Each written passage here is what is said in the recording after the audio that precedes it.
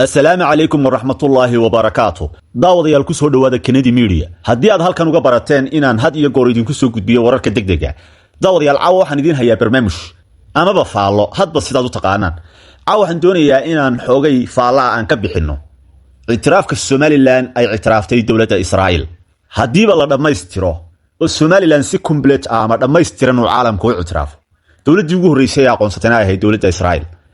maxaa Somaliland faa'iido u leeyahay itiraafku maxaase khasaare ah ee itiraafka ka iman kara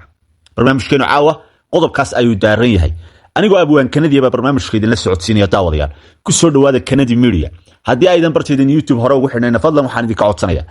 inaad subscribe saartaan muuqaalkan aad share gareysaan waayahay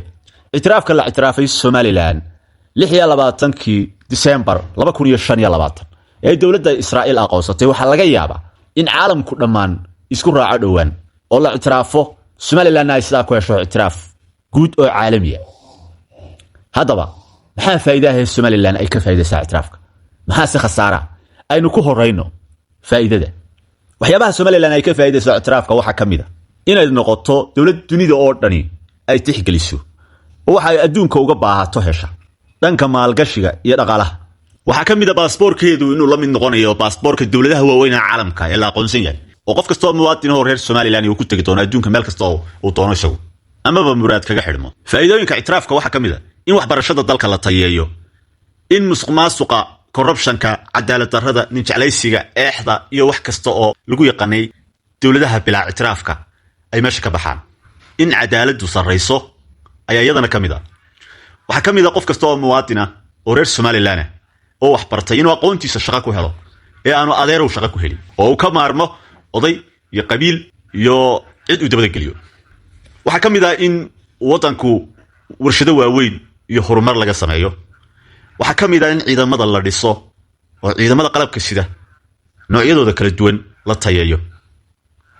waxa kamid ah in hub la helo oo dawladda Somaliland ay hub hesho ay iskaga difaacdo cadawga waxa kale oo kamid ah qodobka ugu weyna in la soo saaro oo laga faa'iideysto khayraadka wadanka sida macdanta iyo shidaalka iyo khayraadka kala duwan ee wadanka ku jira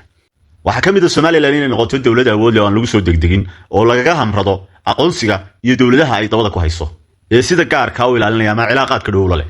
daawadayaal haddii aynu faa'iidada halka kaga nimaadno bal aynu qodobka kale ee dhanka kalena isdul taagno khasaaraha iyo waxa uu itiraafku leeyahay daawadayaal itiraafku waxa uu leeyahay khaasatan uu leeyahay dhanka Somaliland maadaama ay tahay dawlad cusub oo la aqoonsanayo wadankeeduna khayraad fara badan leeyahay oo dihin yahay in dawladaha waaweyn ee caalamku dhamaan ay danahooda ka dhex arkaan dawladda danteeda ka dhex weydaana ay dagaal diblomaasiyadeed iyo mid toosa intaba ay ku soo qaadi karto Somaliland tusaale ahaan haddii imika Mareykan iyo Israa'iil oo kale ama wadamada reer galbeedka oo reer Yurub isku dar ay khayraadka Somaliland ka faa'iideystaan waxa dhici karta dawlado waaweyn oo veto power ama caalamka awood ku leh markay Somaliland dantooda ka dhex arki waayaan inay dagaal ku soo qaadaan dagaalkaas oo dhan kasta laga soo qaadayo waxa dhici karta inay noqoto meel challenge ay ku wada galaan dawladaha waaweyn caalamku waxyaabaha kale aan fiicnayn ee laga dhaxlayo itiraafka waxa kamid ah in faragelin badan oo xagga dhaqanka iyo diinta ay yimaadaan dabeetana halka burbur dhaqan iyo burbur diimeed labaduba ay naga yimaadaan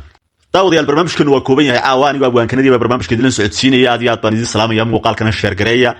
bal waxaan isku daynaa inaan barnaamijyo la mid ah aynu isugu nimaadno kuwa ka qurux badanna aan idin soo diyaariyay insha Allah haddii ay ka dhigo laakiin muuqaalka share gareeya السلام عليكم ورحمة الله وبركاته